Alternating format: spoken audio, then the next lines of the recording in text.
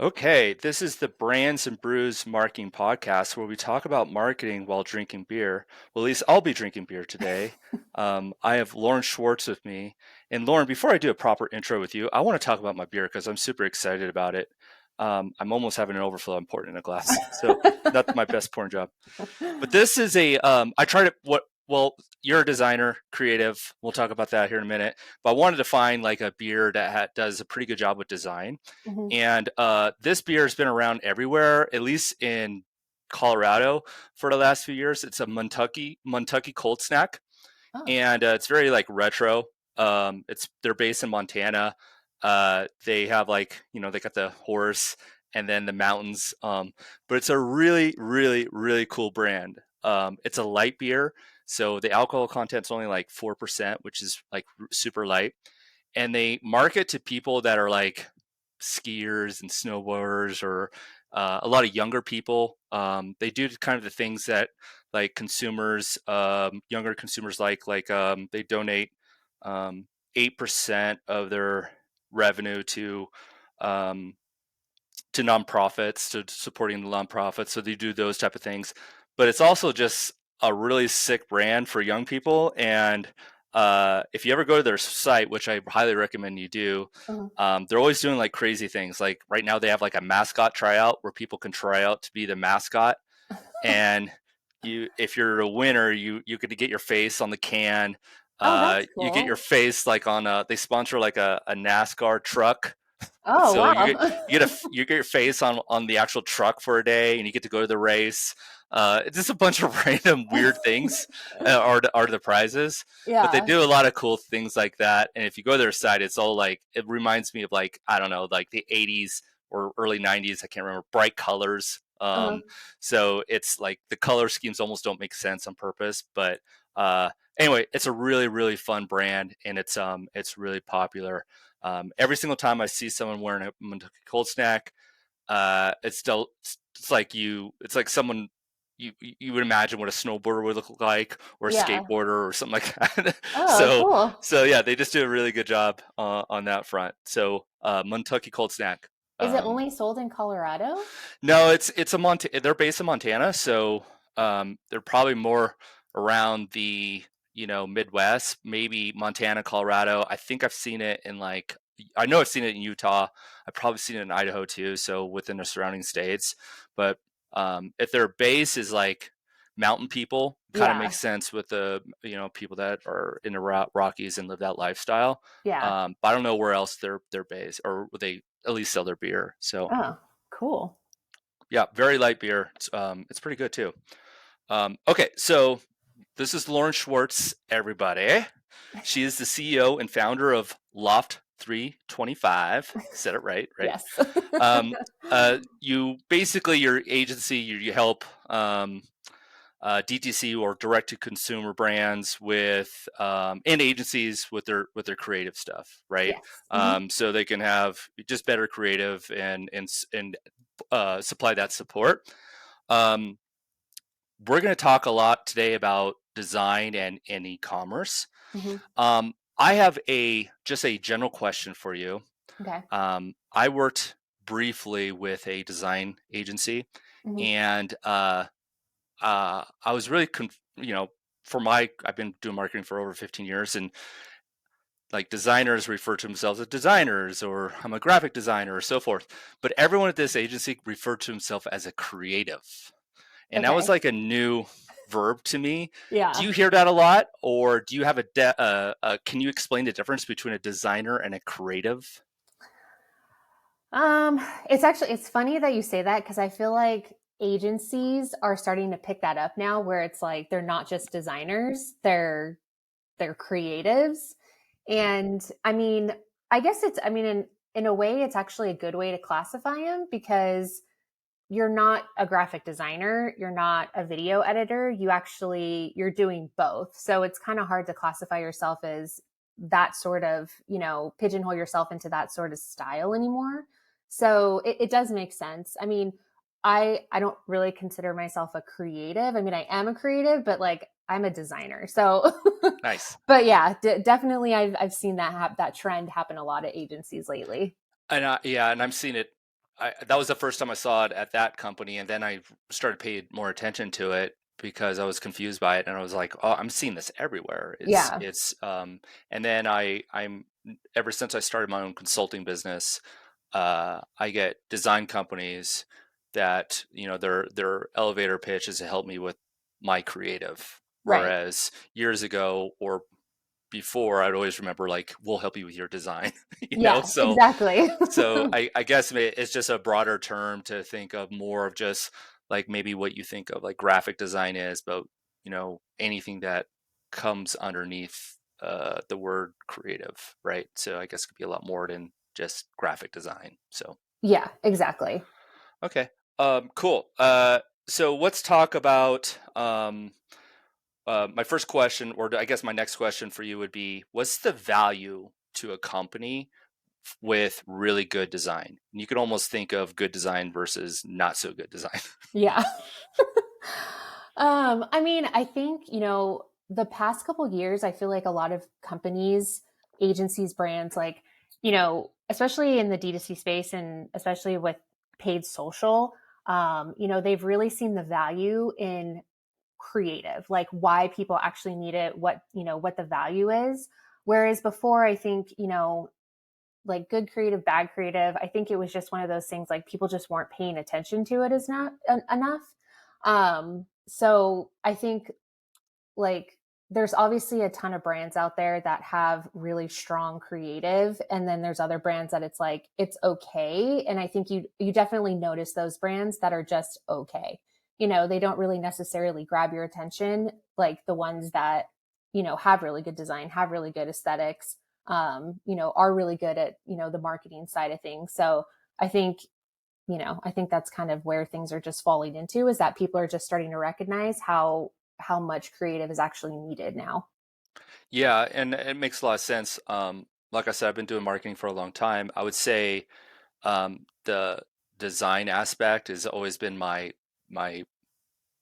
biggest weakness by far, right? Mhm. So um, I can think outside the box and do those type of things, but when it comes to putting together a rebrand or to make decisions on design, I wouldn't trust myself. I would be the last person in the room to trust, right? Because I'm like, I have no idea what I'm doing. So Yeah. um, it's one of those things, and I've never been an artist, and it just kind of relates to it, whether that's relevant or not. But I've always valued it so strongly because to me, for a buyer to make a decision, the visual impact or what someone sees or what the representation of a product or a service is comes down to a lot of times comes down to just how it looks like or how it's Right. portrayed.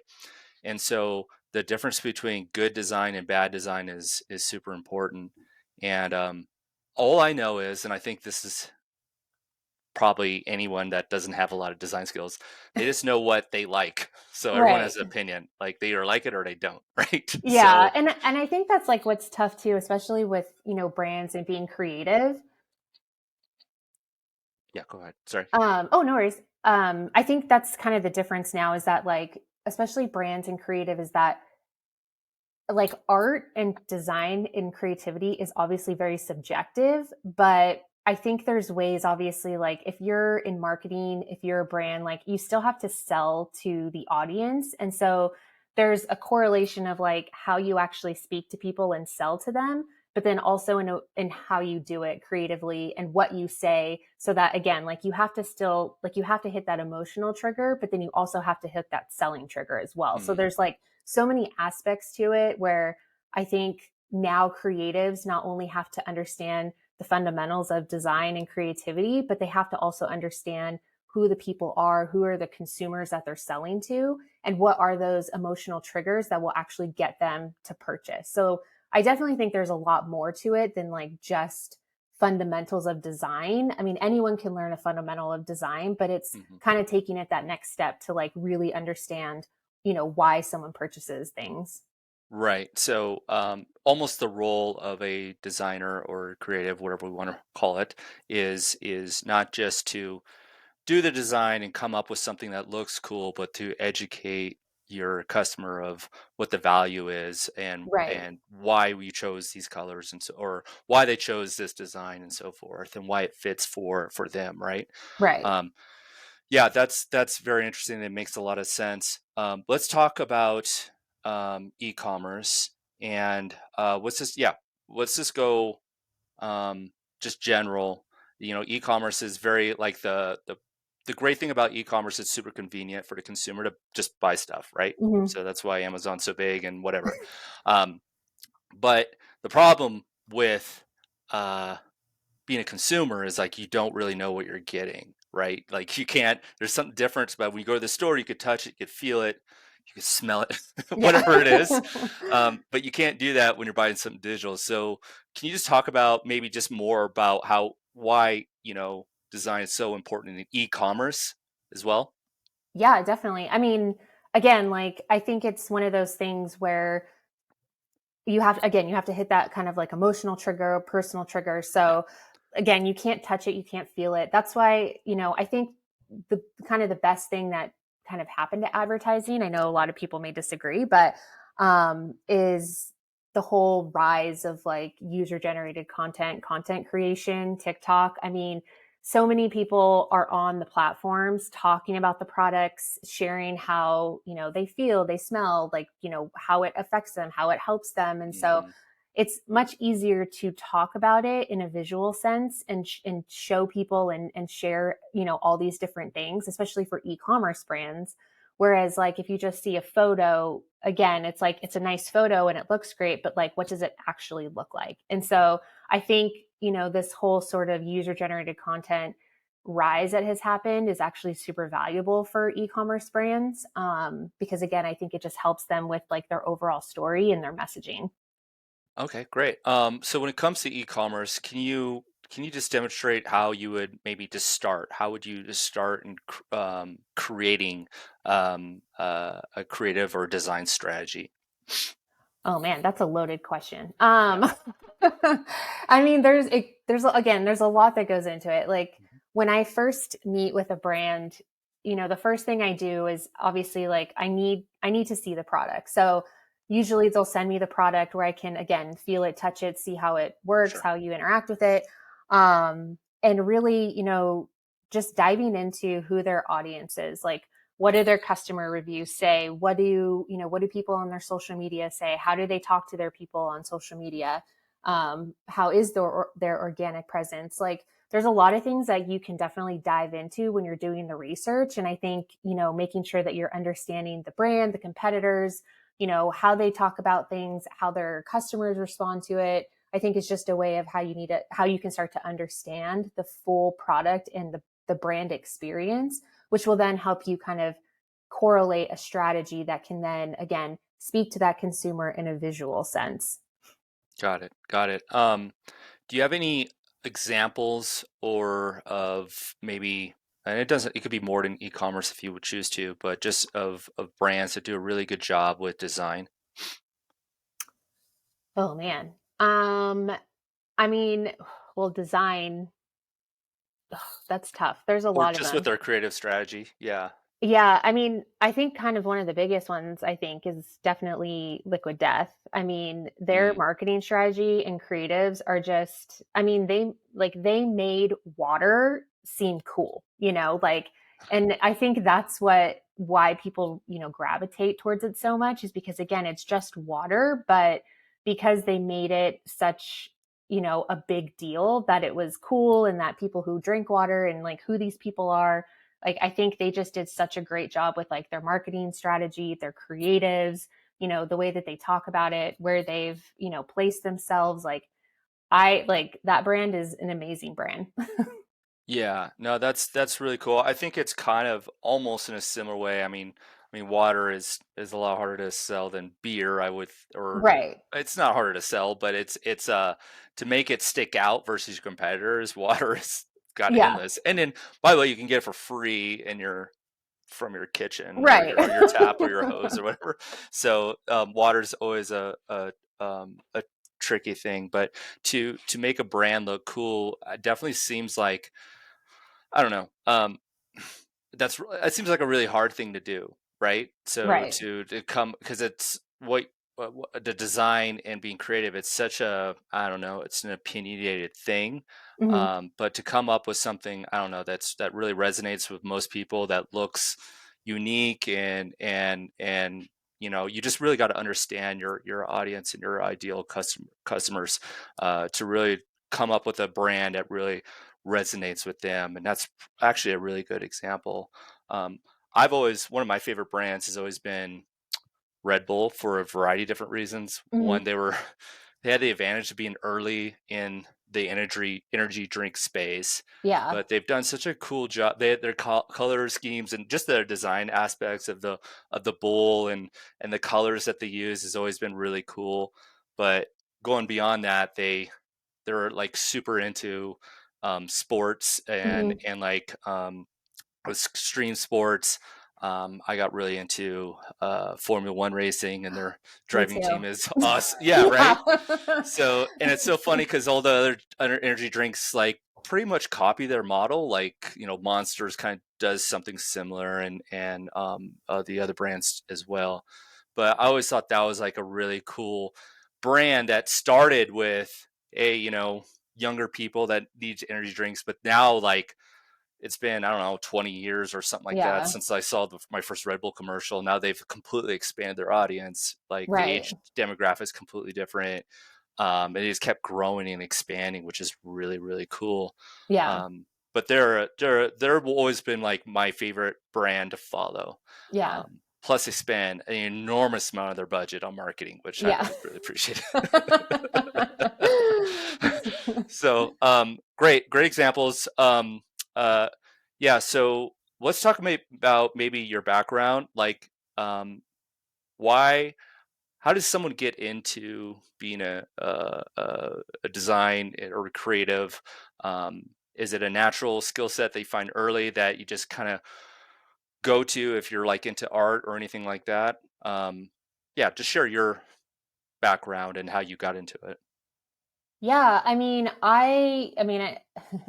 a young age, no, I'm just kidding. I mean, I've always liked art, but obviously, like when I was in high school, I was going to go to college to actually go into biology, but then I'd always loved art. I always taken art classes, and I did kind of the parents get mad at you where I'm like, I'm going to go to art school instead. And so went to art school, and remember my mom and dad, like, you're not going to make a career out of this. Like, there's no way. And now, forever years later, own my own business, like have been doing this for a really long time. So, I mean, I think it just depends. Like, obviously like there's really creative people out there.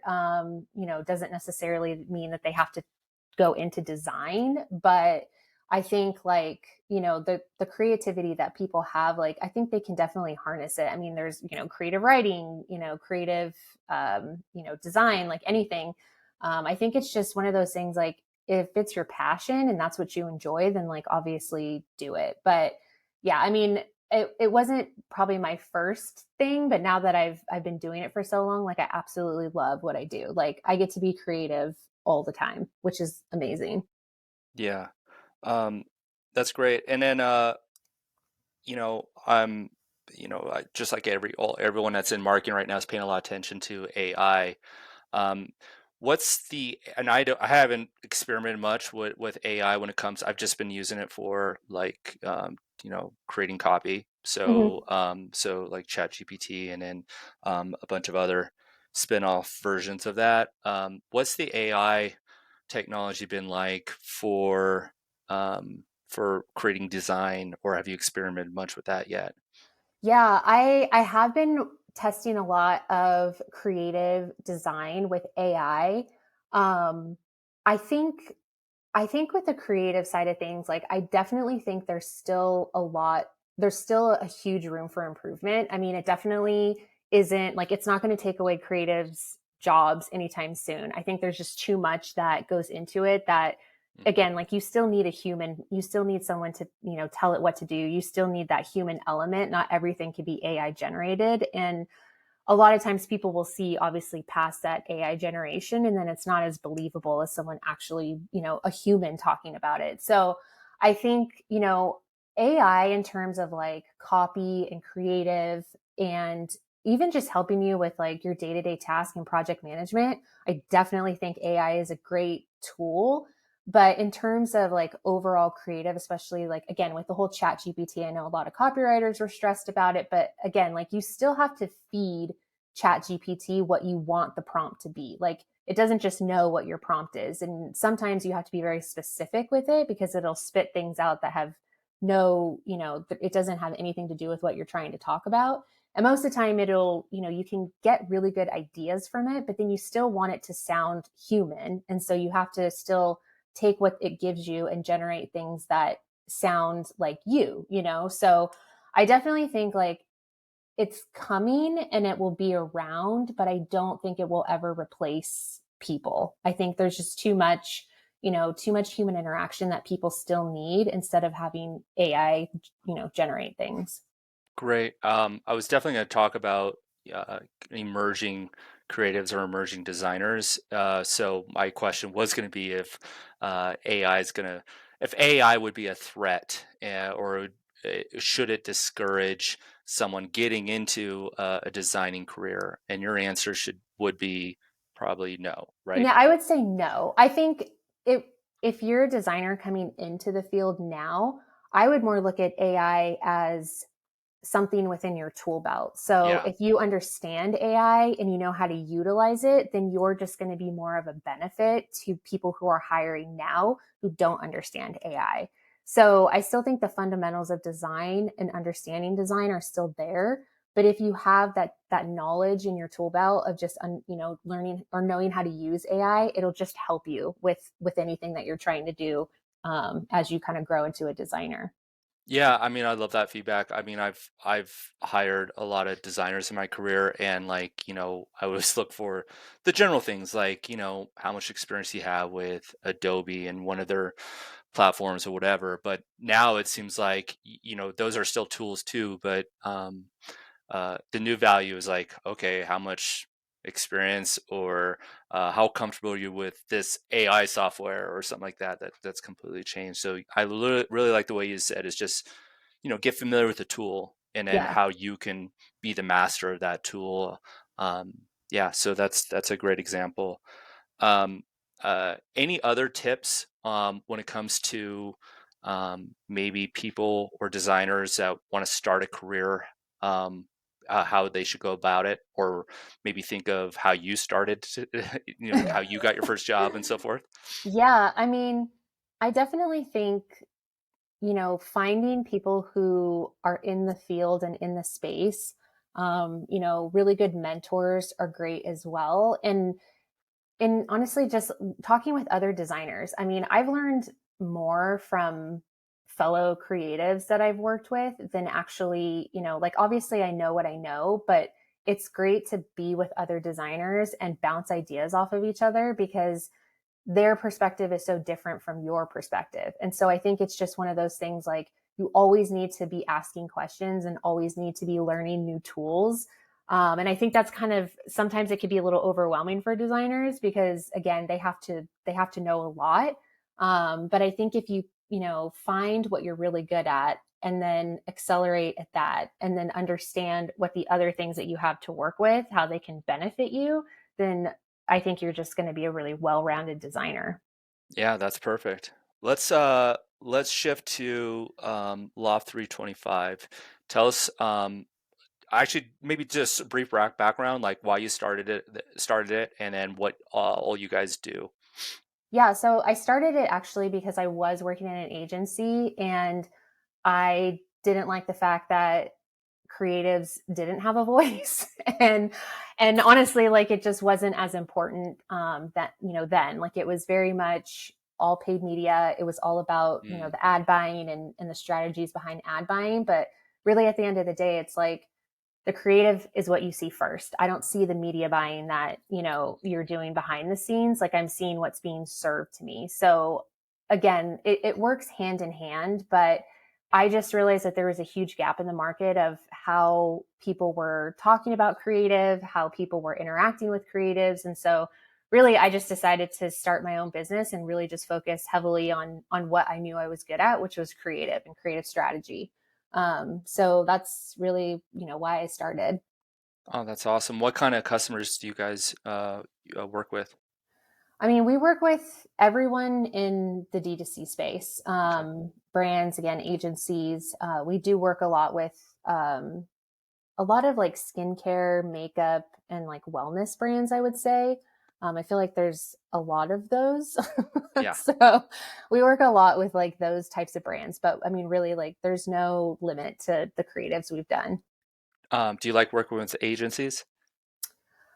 Um, I had to ask. yes and no. I mean, the ones that we do work with, I like working with them. I have worked with other agencies where it's tough, again, like they still have that agency mentality. And so it's just hard to like be that creative voice when you're still like, even though they're paying for your services, they still kind of disregard the things that you say. So it's definitely a challenge for sure, but I'm very picky with the agencies I work with.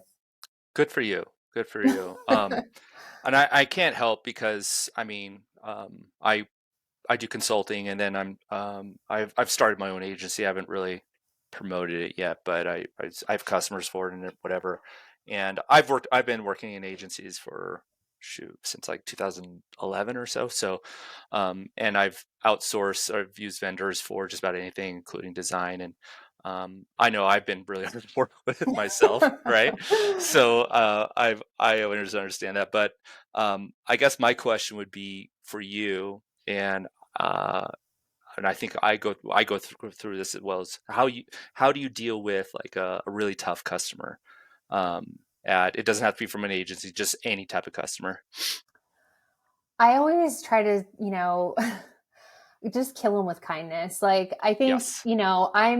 I'm a pretty straightforward person. I mean, I don't really sugarcoat much, especially in my business, because again, like you're coming to me for a service that I provide and you're coming to me with my expertise. So let me do my job, like, and it's tough because I have worked with really hard clients and we've butted heads a lot, but I think at the end of the day, like they respect the fact that I'm very transparent with them. And again, there's no, facade. Like it's very much like, this is how it is. This is what we're doing.